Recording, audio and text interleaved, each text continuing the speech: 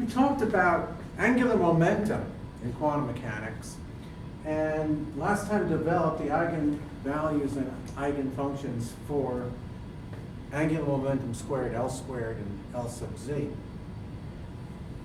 We're going to extend our development to another quantity that we call spin. Now, we mentioned spin at the beginning of the course as a way of introducing the algebra of quantum mechanics. And we didn't say a whole lot about it. In fact, we didn't even associate spin with a particular particle. We know now, of course, that all particles have some intrinsic angular momentum or spin associated with them. Now, let me just say ahead of time that the word spin is sort of unfortunate because the particle isn't spinning. This is probably harkens back to the original unfortunate planetary model of the atom, where we think of the atom as the electron is revolving around the nucleus and spinning on its own axis, which of course is impossible since the electron is a point particle. Nonetheless, the term spin has stuck. And what it refers to, though, is an intrinsic property of all elementary particles. And what we're going to find almost immediately is that the development of spin, the way we treat spin, is very much akin to the way we treat angular momentum. There will be some similarities, though, and some real differences. So, in terms of the algebra, the following expressions look an awful lot like the ones for angular momentum. Instead of using L's, I'm using S's for spin, and I write this as I h bar S sub z. Sy Sz is I h bar Sx. Sz Sx is I h bar Sy. So this should look very familiar. Also, it probably reminds you of what we talked about earlier in the course when we talked about spin operators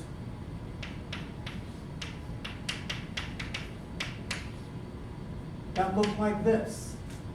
And what we're going to do today is establish a connection between these guys up here and these spin operators. The ones we're going to deal with, though, today are more akin to, and the treatment is more akin to what we did with the angular momentum operators.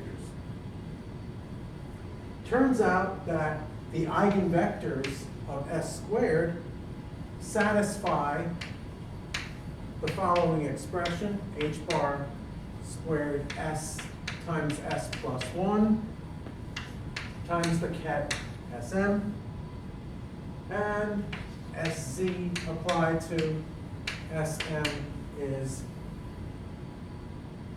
m h bar Sm. So it looks an awful lot like the angular momentum eigenvalues on the right-hand side. Instead of L, we're using S. And of course, we have S times S plus 1 instead of L times L plus 1. We have mh bar instead of, well, we also had mh bar in the case of the angular momentum operators for L sub z. And of course, we also have this old familiar S plus minus as raising lowering operator.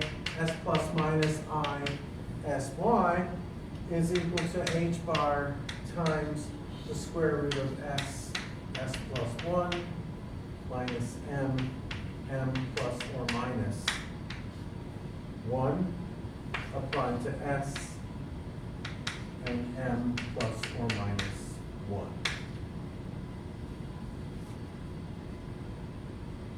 Now again, this may be true. However, the eigenvectors in this case are not spherical harmonics. They're not functions of theta or phi at all. Spin is not a spatial type of coordinate. it's in a spin space. It's not in a regular configuration space. And moreover, we're going to include half integral values of s and m because there's no reason not to. So s can be 0, 1/2, 1, 3/2, etc.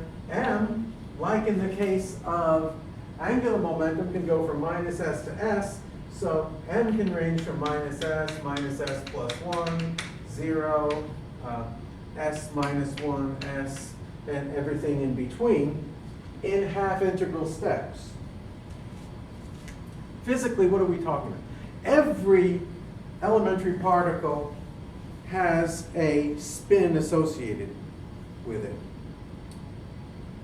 And it's a number that doesn't change. So for example, all pi mesons have spin 0, all electrons have spin 1/2, as do protons. Photons have spin 1, delta baryons have spin 3/2, gravitons, if they exist, should have spin 2. And so while L can take on a whole lot of different values for a particle, spin is fixed. So there's a big difference right there. Let's start with spin 1/2 particles. For those who've taken the stat mech class, of course, you recognize these are fermions. And typical examples of spin 1/2 particles: protons, neutrons, electrons, quarks, leptons, all have spin 1/2. As we talked about before, I'm going to use some different numbers, some different terminology, but it should be very familiar to you because we did this at the early part of the course. There are only 2 eigenstates that we can talk about with spin 1/2 particles, not 1 and 1, but 1/2 and 1/2. This designates a spin up particle, or sometimes we use the up arrow. The eigenstate 1/2 minus 1/2 indicates a spin down, or down arrow. These 2 states are going to be our basis vectors, and the general spin state of a spin 1/2 particle can be represented, in this case, by a 2-element column matrix that we call a spinor. And we designate it often by the letter chi, and so we can write this spinor as this nice column matrix AB, and I can write it also as A times chi plus B times chi minus, where chi plus is equal to the column vector 1, 0, column matrix 1, 0. Chi minus is the column matrix 0, 1. And this, of course, designates spin up, and this designates a spin down. Now my spin operators, so these are essentially look like the eigenvectors. My spin operators will become 2x2 matrices. Now you've heard this before. And we can work them out by noting the effects of those matrices on chi plus and chi minus. If you're guessing that this has something to do with the polyspin matrices, you're going to be correct, well, to within a constant. Let's show it. So if I take the operator s squared and operate on chi plus, I'm going to get 3/4 h bar squared times chi plus. If I take s squared and operate on chi minus, I'm going to get 3/4 h bar squared chi minus. Suppose we write the s squared matrix as a matrix with just undetermined elements. So s squared is equal to some matrix, let's call it C, D, E, and F. We don't know what C, D, E, and F are, but we will surely find out. When I apply s squared to chi plus, I'm going to get matrix multiplication, C, D, E, F, times 1, 0, and that's going to give me 3/4, because I know what the answer has to be. It's got to be 3/4 h bar squared times 1, 0. It sure better be. That means CE had better be 3/4 h bar squared, 0. And so C is equal to 3/4 h bar squared, and of course E is 0. Nice. Let's take the second equation. C, D, E, F, matrix multiplication 0, 1 gives me 3/4 h bar squared, 0, 1. That means DF must be equal to 0, 3/4 h bar squared. So put it all together, my S squared matrix, CDEF becomes 3/4 h bar squared, 1, 0, 0, 1. Okay. How about SZ? SZ applied to chi plus gives me h bar over 2 chi plus. SZ applied to chi minus gives me h bar over 2 chi minus. That means SZ is going to be equal to h bar over 2, 1, 0, 0, minus 1. This matrix should look very familiar to you.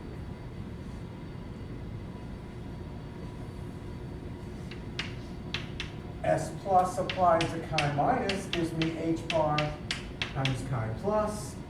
S minus is equal to then h bar 0, 1, 0, 0.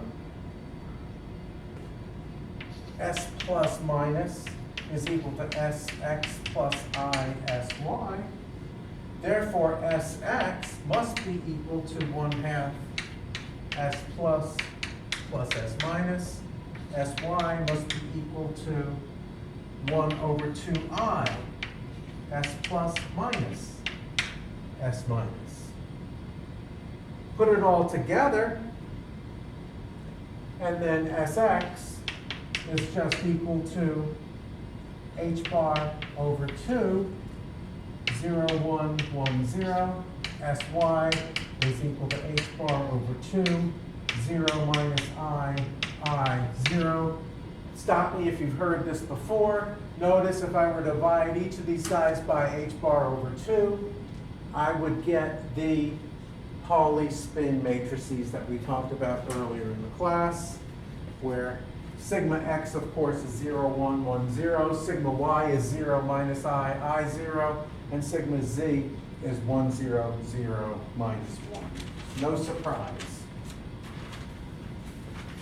Sx, Sy, Sz, S squared are all Hermitian matrices, but S plus and S minus are not.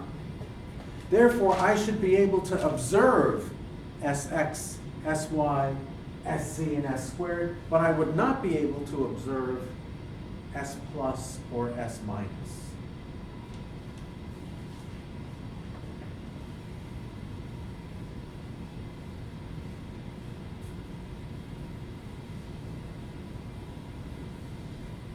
The eigenspinors for Sz are chi plus is 1, 0 with eigenvalue h bar over 2. Chi minus is 0, 1 with eigenvalue minus h bar over 2. So suppose we measure Sz on a particle in general. Suppose it has some general spin state chi. And suppose chi is equal to AB. Well, I should be able to write that in the following way. I should get h bar over 2 with a probability of a squared. I should get minus h bar over 2 with a probability of b squared. No surprise, we've seen this before.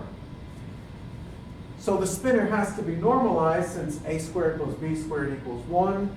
Or, another way of saying that is chi dagger, chi-Hermitian conjugate times chi is unitary, must also equal 1. Suppose we wanted to measure S sub x. We've got to find the eigenspinners and eigenvalues, and we'll use the characteristic equation. We'll write it over here.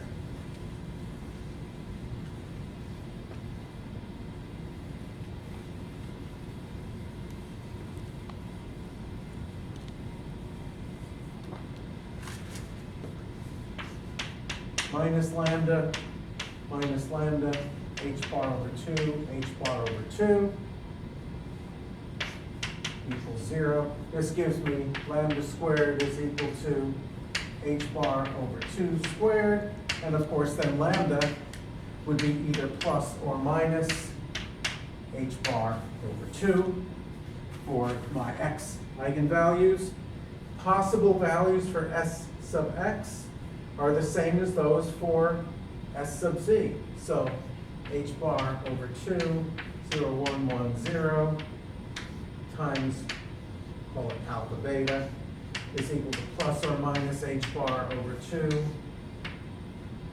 alpha beta, and therefore beta over alpha is equal to plus or minus alpha over beta. Therefore, beta must be equal to plus or minus alpha. So my normalized eigenspinners of Sx, chi plus in the x basis, would be 1 over square root of 2, 1 over square root of 2, for eigenvalue h bar over 2. Chi minus in the x space would be 1 over square root 2 minus 1 over square root 2 for eigenvalue h bar minus h bar over 2. Of course, you saw this when we did spin at the initial part of the class.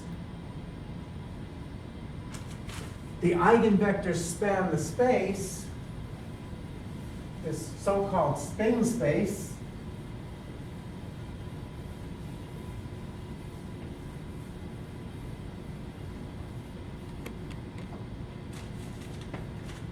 So any generic spinner can be expressed as a linear combination of them. So if chi is some generic spinner, let's say a plus b radical 2, chi plus in the x plus a minus b radical 2, chi minus in the x. So if I measure S sub x, the probability of getting plus h bar over 2 is 1/2 a plus b squared. Probability, so this is the probability of getting h bar over 2. The probability of getting minus h bar over 2 then is 1/2 times a minus b quantity squared.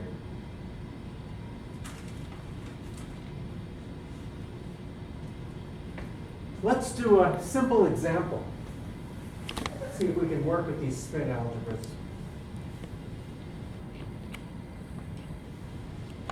Suppose I have a spin 1/2 particle that's in state 1 over the square root of 6, 1 plus I, 2. Okay. What are the probabilities of getting plus h bar over 2 and minus h bar over 2 if you measure S sub z and S sub x? In this case, A is going to be equal to 1 plus I over the square root of 6. B is going to be equal to 1/3 or 2 over 6. So the probability of getting h bar over 2 is going to be 1 plus I squared divided by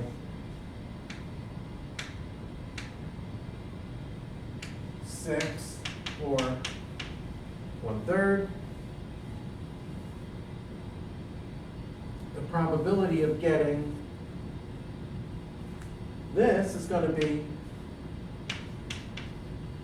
getting b is going to be square root of that squared, so 1/9. That will be probability of getting minus half, I'm sorry, is going to be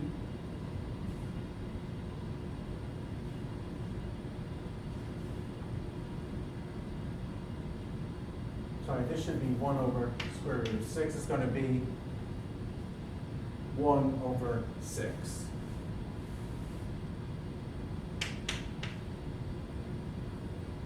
And that would be times 2 or 2/3. Okay. So probability of getting spin up is going to be 1/3. Probability of getting spin down is going to be 2/3.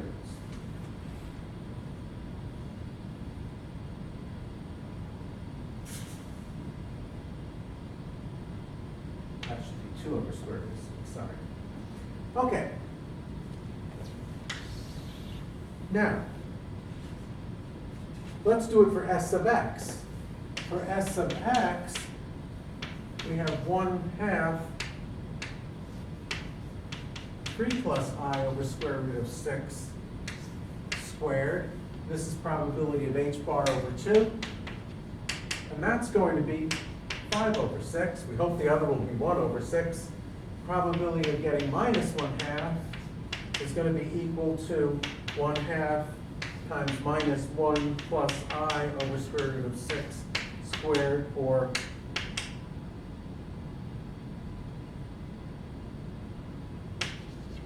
1/6. And so, of course, the probabilities add up to 1. So even if you know that S sub z is equal to plus h bar over 2, you know nothing about S sub x. That goes back to what we talked about earlier with spin and the components of spin not commuting with one another. And if I knew S sub z and then I go ahead and measure S sub x, I will lose all my information about S sub z, so that if I measure it again, if I measure S sub z again, it may not be spin up, it may be spin down. Strange, and we've talked about this before, but this is the way things work in quantum mechanics.